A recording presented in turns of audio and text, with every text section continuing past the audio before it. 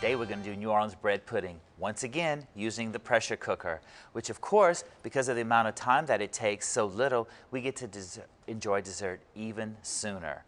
So let's start off making the bread pudding custard. I'm going to start off with some sugar. To that I'm going to add some eggs, a little cinnamon and nutmeg.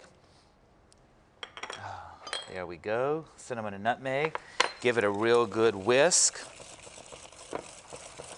Bread pudding is one of those dishes that every family has their recipe for. This is one of my favorite because the ingredients are so simple and wonderful. It just makes a delicious dessert. Next, I'm going to add some melted butter. To that, we're going to add some milk. Give it another good whisk. Incorporate everything.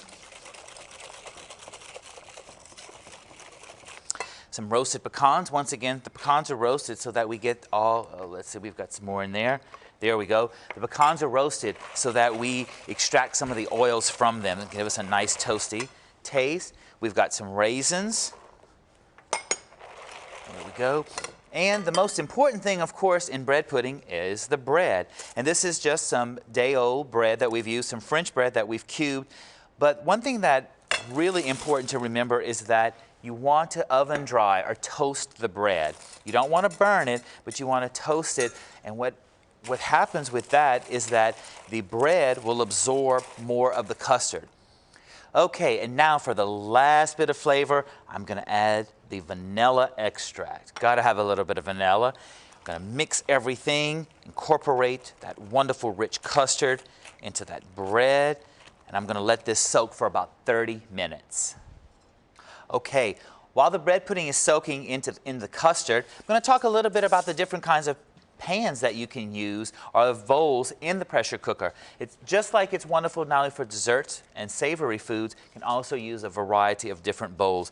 We could do the bread pudding in the stainless steel bowl, or we could do it in this porcelain type bowl that we have. Now, once we put the bread pudding into the bowl and bake it, I've made what we call an aluminum lifter, which is very simple and easy. I've just taken some aluminum foil and just folded it. And what we're going to do is, and you'll see, once we get that bread pudding, we're going to go ahead and fill it. And then this is how we're actually going to suspend the bread pudding into the pressure cooker, so that once it's done, that's how we'll remove it from the pressure cooker. Oh, this is wonderful. This is wonderful. Yes, there we go. We've got our bread. It has soaked into the custard, and we are going to have a nice, moist, and fluffy pudding. Okay. There we go. All right. Got it all mixed in there. We're going to take it. We'll start off by putting this is our aluminum lifter. We're going to start off with about 2 cups of water in the pressure cooker. Put it in. Go ahead and put our aluminum lifter in there. This is the neatest trick, this aluminum lifter. And we're going to cover the pudding with some aluminum foil, because what we're doing is actually cooking by moist heat.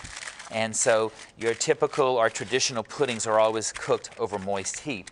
The beauty about this is not only is it cooking in moist heat, but it's cooking so much quicker, which means, of course, that we get to enjoy dessert a whole lot sooner. All right, now I'm going to go ahead and put the top on the pressure cooker, make the handles match so that we've got a good seal on it. Next thing, put the regulator, and we're going to cook this for about 15 minutes. We want to get to about 15 pounds of pressure, but can you imagine in 15 minutes we're going to have New Orleans bread pudding instead of waiting for an hour for it to cook.